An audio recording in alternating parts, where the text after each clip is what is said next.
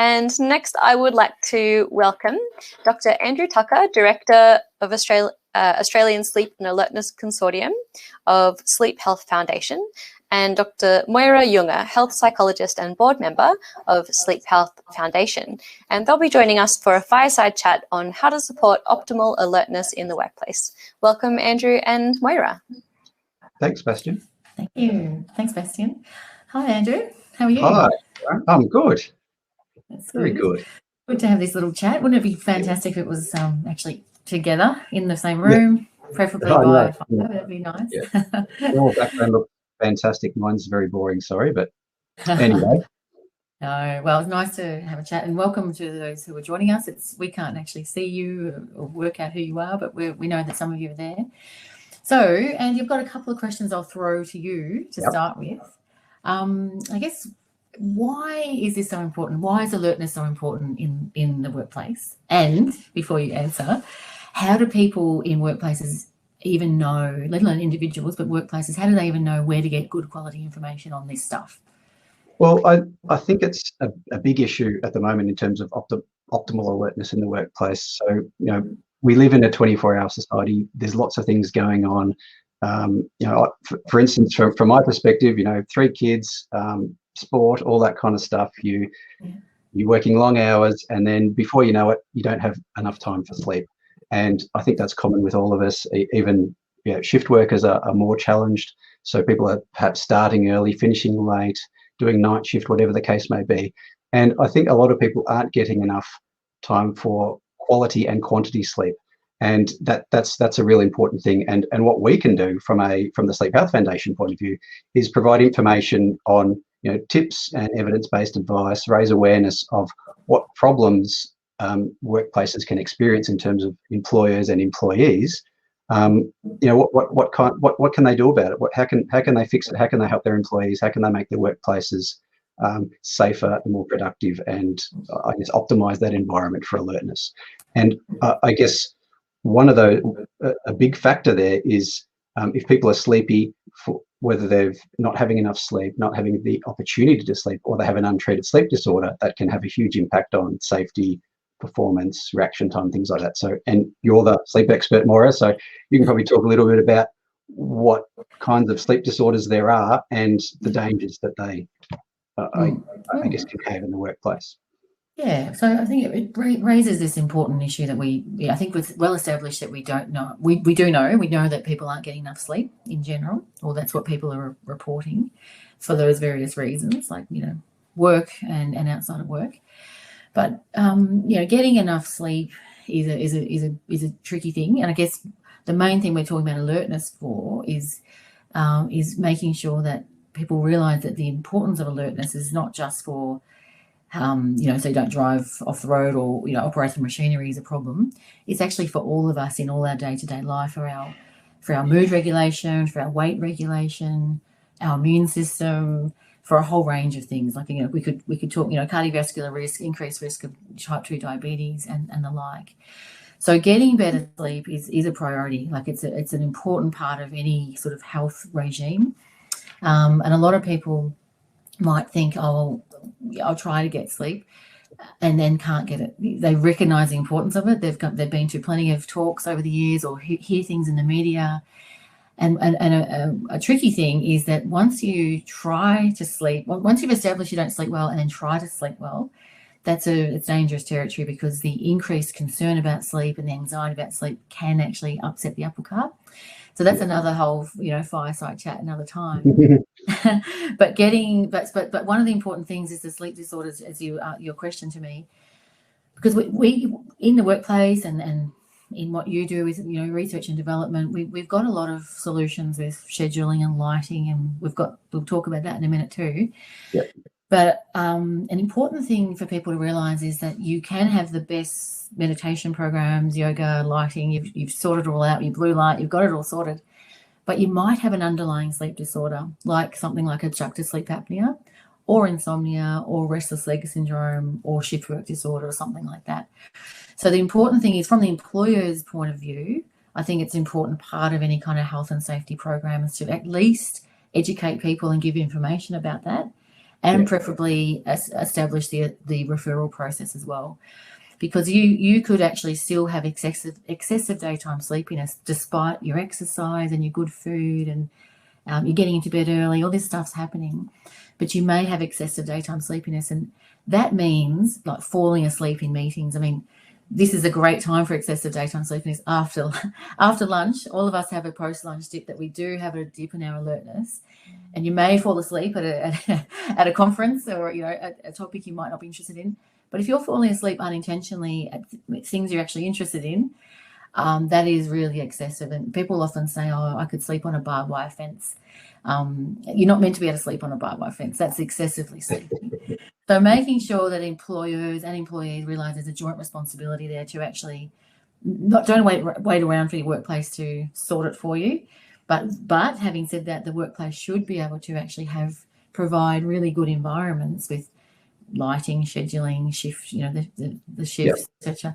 And we're not just talking here about emergency workers. Like years ago when we talked about sleep and wellbeing and alertness, we were really focused very much on, say, emergency services and road transport users, truck drivers and the like, train drivers, the mines and all those sorts of things. But are we talking about, with ASAC that you're the head of, are we talking about just the sort of the office corporate environment as well? Yeah, it's everyone. And I was listening to a presentation earlier where someone said I think it was a Bupa person, they said they're a management consultant, and they said, oh gee, they push you there and you don't get much sleep and all that kind of stuff. Yeah. And it's true, lots of professions have, you're working late at night, and then you're putting, with deadlines and things like that, you need to get those done, and people push sleep aside, and I think they quite often don't realize how important that is and what the link is between not getting enough sleep and your health and your well-being.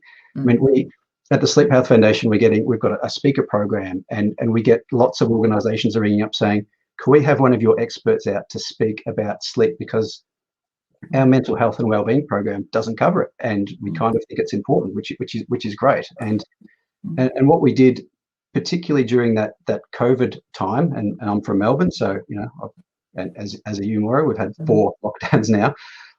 But late last year, to I guess coincide with workplaces opening up, the Sleep Health Foundation had a recommendation to say, well, check your workplace. Is it fit for purpose in terms of optimizing alertness, managing fatigue, all those kinds of things? And we created this website called Work Alert. So it's workalert.org.au, or go to the Sleep Health Foundation website. It's on the homepage, and all it is providing free, easily accessible, easily digestible, accurate information about alertness, about sleep problems. What can you do as an employer? What can you do as an employee? And you mentioned some of them where we've got, a simple thing is potentially change the light bulbs. It's as simple as that. So if you've got some dark areas, and you need to brighten that environment, that can actually enhance your alertness, and that can also enhance mood. If you've got work schedules that are, if particular shift working environment, like hospitals or mine sites, hospitality, whatever, you can tweak those around without reducing people's hours, but making them more alert friendly, so that you're not reducing people's opportunities to sleep. Then there's also screening for sleep disorders. So there's lots of ways that you can simply screen for sleep disorders, and Moira, you've got plenty of experience in this, and be able to pick out those people that are at risk for something and help them. And lots of sleep disorders can be easily treated, and you'll see the benefits. And lots of people won't know that they have a sleep disorder. That's right. So it's providing that information, and it's targeted at both employers in terms of what can I do, but also employees in terms of, well, what are those tips and tricks that I could do to just make me a better sleeper, better sleep health. So yeah. In terms of that, the tips, people often know, they're very comfortable with, say, sleep hygiene. That's come out everywhere. Google that. And I think it's really important that people are aware that should you get your sleep advice, it has to be from people who are sleep specifically trained, have immersed themselves in either research or clinical work within sleep.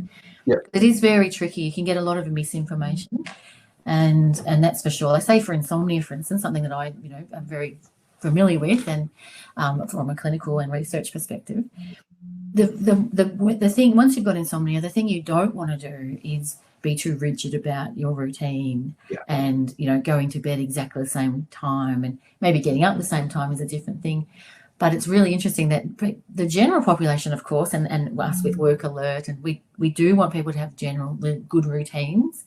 But a really specific nuance is once you've already got insomnia, you have to actually really lean into your own situation and go to bed when you're sleepy and tired. And that may vary time to time, just in the first couple of weeks while you get the treatment done. Yep. So that little bit of nugget, that doesn't appear elsewhere. Like that's so it's really important to go to places like, say, Sleep Health Foundation's website. We've got fantastic amount of fact sheets.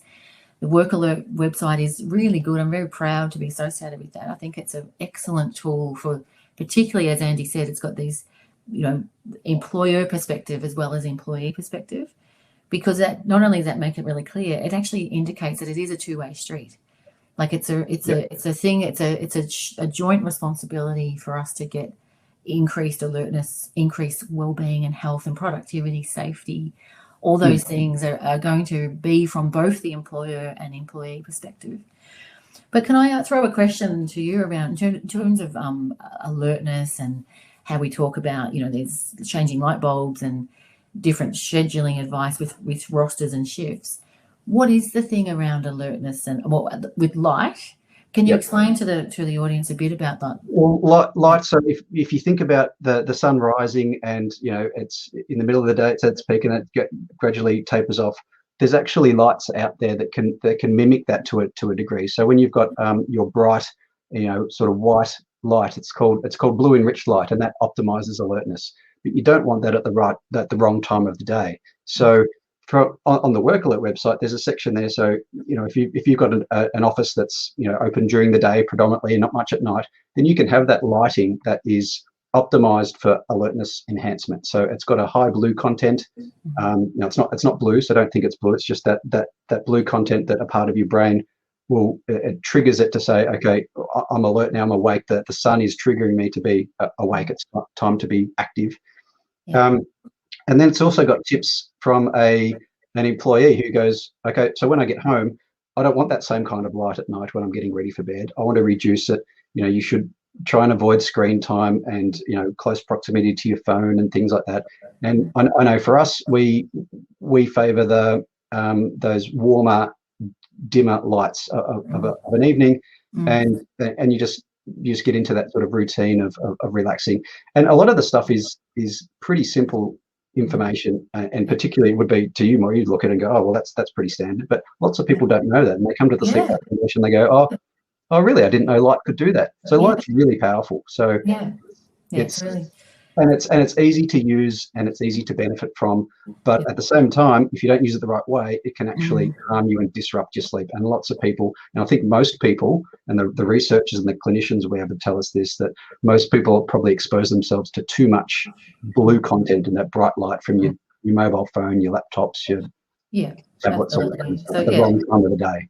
Yeah, I think just being, and also, as I said earlier, not get too caught up in the rigidity of that, because sometimes people get a bit of information and then people get anxious about it too, and get too fussy about it.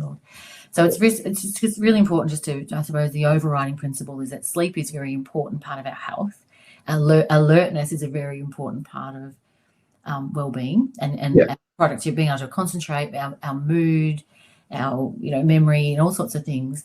But that alertness of it's safety. But I think the focus used to be so much more on the safety and productivity rather than well-being. And now we know it's multi-pronged now, that it is about our general health.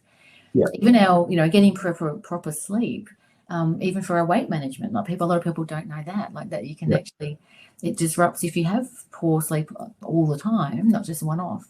It disrupts the hormones that regulate our appetite and when we're full. So those sorts of basic things now, as I said earlier, the immune system. Yeah, so, I think lots of sleep disorders are associated with mental health problems, and it's bi-directional. And I mean, you can talk to that better than I can. But mental health and wellbeing programs need to address sleep. So I think that's an important take-home message, if you like it. Don't ignore it. Yeah, great one to end on. It's Bastian's told us it's time to get off the stage. It goes quick, doesn't it? Hey, it goes really when we quick. get started. Thank you. Is that our time? We're up? Yep. Thank you so much, Andrew and Moira.